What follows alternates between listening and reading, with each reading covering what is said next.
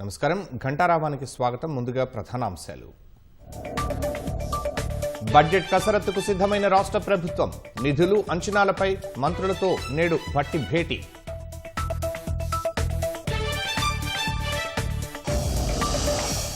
రాయితీల భారం, అప్పుల భారంతో ఆర్థిక సవాళ్లు తప్పవు. రాష్ట్రానికి ఆర్థిక క్రమశిక్షణ అవసరమని ఆర్బీఐ నివేదిక.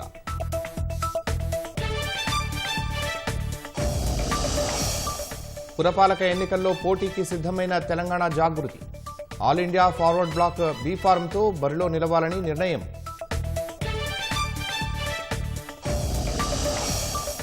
అత్యాధునిక వసతులు, సువిశాల భవనాలతో సుప్రీంకోర్టు ప్రాంగణం. 50 ఏళ్లకు సరిపడేలా మౌలిక వసతుల కల్పన జరుగుతోందన్న సీజేఐ.